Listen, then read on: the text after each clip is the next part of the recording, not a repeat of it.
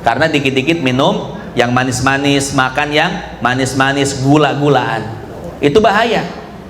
Maka si ibu ini meminta kepada Kiai Hamid untuk menasehati anaknya agar anaknya itu tidak makan gula atau makanan minuman yang mengandung gula-gulaan. Akhirnya kata Kiai Hamid, "Bu, nanti 3 hari lagi balik ke sini." Akhirnya setelah 3 hari si ibu balik dan bawa anaknya. Kiai Hamid cuman bilang seperti ini, "Nah, jangan makan gula ya." Ucapannya pendek, ucapannya sedikit, tapi seketika itu pula si anak tidak lagi suka kepada gula. Selamat menonton tayangan video dari Media Salik.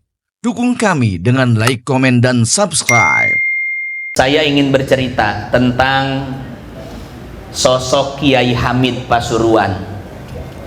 Jadi ada seorang ibu datang kepada beliau, "Pak Kiai, tolong nasihati anak saya agar dia tidak makan gula."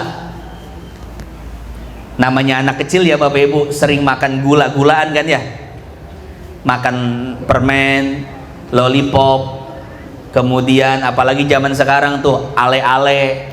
Tahu ale-ale?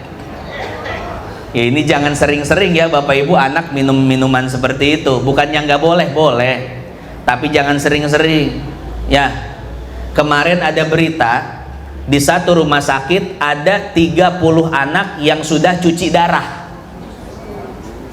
Kenapa? Karena tadi makanan, minuman tidak diperhatikan, yang masuk yang manis-manis, gula-gulaan dan lain sebagainya, minuman instan seperti itu.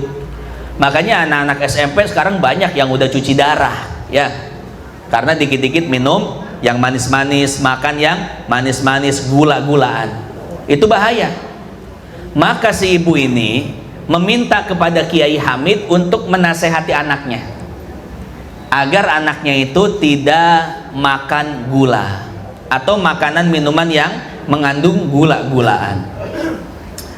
Akhirnya kata Kiai Hamid, "Bu, nanti 3 hari lagi balik ke sini." Akhirnya setelah 3 hari si ibu balik dan bawa anaknya. Kiai Hamid cuman bilang seperti ini, "Nah, jangan makan gula ya." Ucapannya pendek, ucapannya sedikit, tapi seketika itu pula si anak tidak lagi suka kepada gula. Spontan ketika itu pula si anak langsung tidak makan gula-gulaan lagi.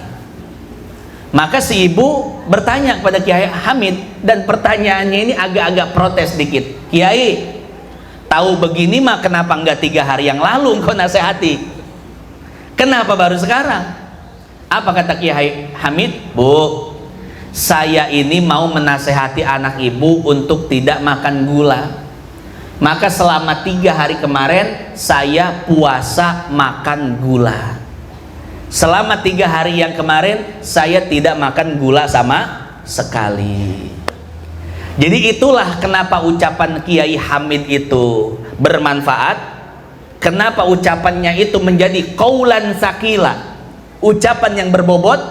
Karena itu beliau sudah mengamalkan ucapannya tersebut. Beliau mengamalkan, beliau mentirakati. Maka ucapan yang sudah diamalkan, apalagi ucapan yang menjadi tirakat, maka itu adalah ucapan yang penuh cahaya. Orang yang mendengarnya langsung faham dan langsung bisa menerima. Lain halnya kalau ucapan nggak pernah diamalkan, tiba-tiba nasehatin orang, maka bisa jadi orang yang mendengar nasihatnya bukannya nerima, malah kesel. Betul nggak Bapak Ibu? Coba Bu, ibu nyuruh anak untuk nggak main HP.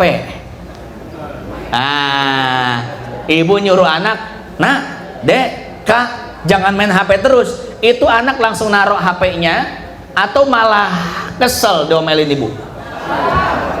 Malah kesel kan ya, ibu aja main HP. Ya, kita nyuruh anak berhenti main HP susahnya luar biasa, betul. Kenapa? Ini kita harus introspeksi diri. Ya, bukannya mendikte anak, menyalahkan anak, main HP mulu, bukan. Tapi kita introspeksi diri, apakah ada yang salah dengan diri kita? Oh iya, ada yang salah. Kenapa? Kita cuman bisa ngomong doang. Nyuruh anak nggak main HP, dia main HP mulu. Nyuruh anak ngaji, dia nggak pernah ngaji. Nyuruh anak ibadah, dia nggak pernah ibadah. Nyuruh anak baca hafal Quran, dia nggak pernah baca Quran.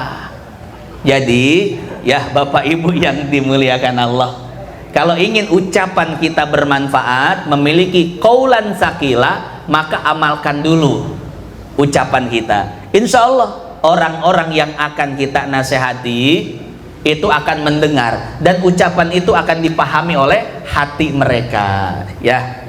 Nah, jadi seperti itu. Makanya saya sering bilang kepada, ya, kita kan punya komunitas ustadz, ya, dan lain sebagainya, ya. Iya, jadi kita sebelum menyampaikan sesuatu, amalin dulu, ya. Jangan sampai ucapan kita itu jadi bunyi-bunyian yang gak ada faedahnya, ya. Jadi ceramah itu bukan sekedar ngejar jadwal, target, dan menjadi profesi, bukan. Tapi berceramah mengajar bagaimana yang mendengarnya itu bisa berubah. Jadi seperti itu. Maka semua nasihat yang akan diberikan pada orang, alangkah baiknya terlebih dahulu dilaksanakan. Bapak Ibu yang dimuliakan Allah, ya, itu saja yang dapat saya sampaikan pada kesempatan kali ini.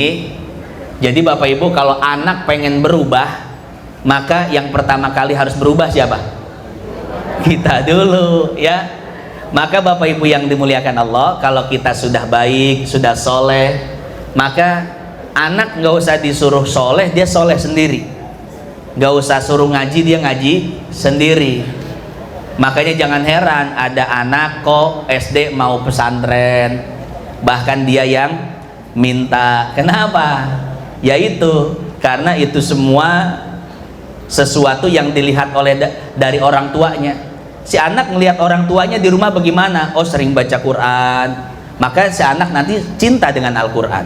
Orang tuanya di rumah sering sholat tahajud, maka si anak melihat jadi suka tahajud. Orang tuanya sering duha, sering buka kitab di rumah dan lain sebagainya. Anak pasti akan mengikuti jejak orang tuanya. Hadirin hadirat yang dimuliakan Allah, itu saja yang dapat saya sampaikan. Sedikit kisah tentang sosok baginda Nabi besar Muhammad Sallallahu Alaihi Wasallam, yang mana beliau ini sangat sempurna baik fisiknya ataupun akhlaknya. Terima kasih sudah menonton tayangan video dari Media Salik. Jangan lupa dukung kami dengan like, komen, dan subscribe. Nantikan tayangan video berikutnya.